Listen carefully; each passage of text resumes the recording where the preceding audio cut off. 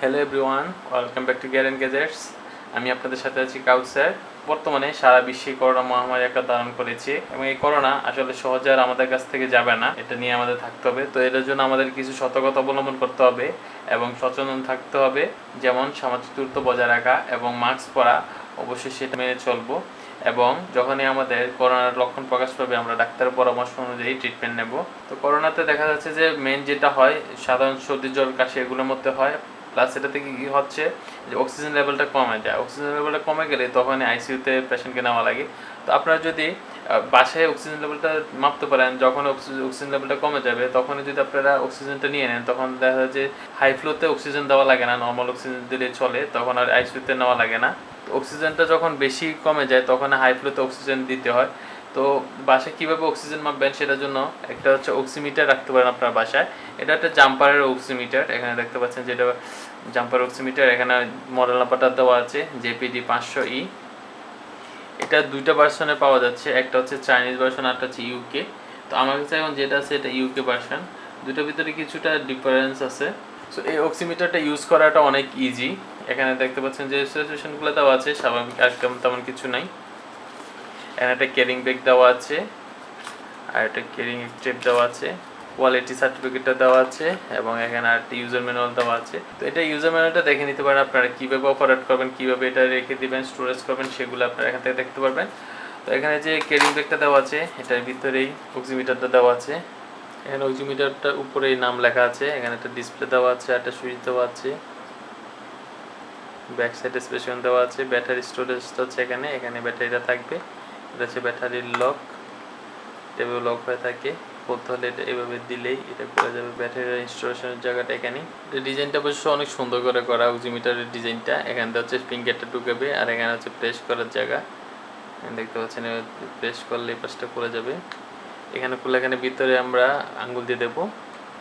এখানে ভিতরে আমরা যদি ফিঙ্গার দিই তখন এটা আমরা অক্সিমিটারটা মাপতে পারবো। এর ভিতরে দেখতে পাচ্ছেন যে একটা সেন্সর দেওয়া আছে, এই সেন্সরটাতে লাইট জ্বলে। এই সেন্সরের উপরে হাত রাখলে তখনই আমাদের অক্সিমিটারে অক্সিজেনের লেভেলটা দেখায় এবং আমাদের ফার্স্ট সেটটাও এখানে দেখায়। সো এটাতে আমরা প্রথমে ব্যাটারিটা ইনস্টল করে দেখি। ব্যাটারিটা আমরা ইনস্টল করার জন্য এখানে ব্যাক পার্টটা খুলে ফেলবো। এটা এভাবে দিলেই এটা খুলে যাবে। এখন আমরা এখানে ব্যাটারিটা ইনস্টল করে নেব। দুইটা ব্যাটারি লাগে, 1.5 ভোল্টের দুইটি ব্যাটারি দিয়ে এটা অপারেট করা যায়। লাগানোর পর আমরা ব্যাক সাইডটা লাগিয়ে নিচ্ছি। ব্যাক সাইডটা লাগানোর পরে লকটা আবার এভাবে লাগিয়ে দিব। এখন বাস লক হয়ে গেছে। এখন এখানে ক্লিক করে আমরা এটা অন করতে পারবো। এখানে একটা সুইচে দেওয়া আছে, একটা সুইচ দিয়ে এটা অপারেট করা যায়। আমরা যদি এখানে ক্লিক করে ধরে রাখি, অন হয়ে গেছে এখন। তো অন হওয়ার পর একবারে দেখা যাচ্ছে যে এখানে আসবে অক্সিজেনের লেভেলটা, অক্সিজেনের নিচে হচ্ছে হার্ট রেটটা আসবে। তো এখানে আমরা যখন কিছু দেই নাই, আমরা ফিঙ্গার দেই নাই, সেই জন্য এটা আসতেছে না। এখন এটা আবার সুইচটা দিয়ে অন করি। অন করার পরে দেখা যাচ্ছে যে এখানে এই সেন্সরটা জ্বলতেছে। সেন্সরের উপর আমরা যখন ফিঙ্গার দেবো, ফিঙ্গারটা যতটুকু দেওয়া যায় ভিতরে ততটুকু দিবেন। দেওয়ার পরে এখন এটা স্টার্ট হবে, অক্সিমিটারের অক্সিজেনের লেভেলটা আসবে এবং হার্ট রেটটা মনিটর হবে। আচ্ছা, যে অক্সিজেন লেভেলটা চলে আসছে। আমরা যদি এটা আবার এখান থেকে সরে ফেলি, কিছুক্ষণের মধ্যে এটা অটোমেটিক অফ হয়ে যাবে। এটা অন করার জন্য সুইচের টিপে দেওয়া লাগলেও অফ করার জন্য সুইচের টিপতে হয় না, অটোমেটিক এটা অফ হয়ে যাবে।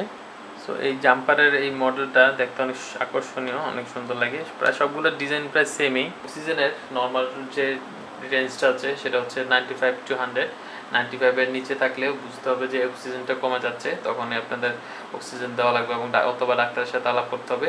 আর যাদের আগে থেকে ফুসফুসের সমস্যা আছে তাদের একটু কম থাকতে পারে। তাদের 90 নিচে আসলে তাদেরটা বুঝতে হবে যে তাদের অক্সিজেন কমতে এসে, তখন সাথে সাথে ডাক্তারের সাথে পরামর্শ করতে হবে। এবং যখনই 85-এর নিচে চলে আসবে তখনই হসপিটালে চলে যেতে হবে সাথে সাথেই এবং অক্সিজেন দিতে হবে। আর করোনাতে আসলে বেশিরভাগ আইসিইউতে নেওয়া লাগে এই অক্সিজেন লেভেলটা কমে গেলেই।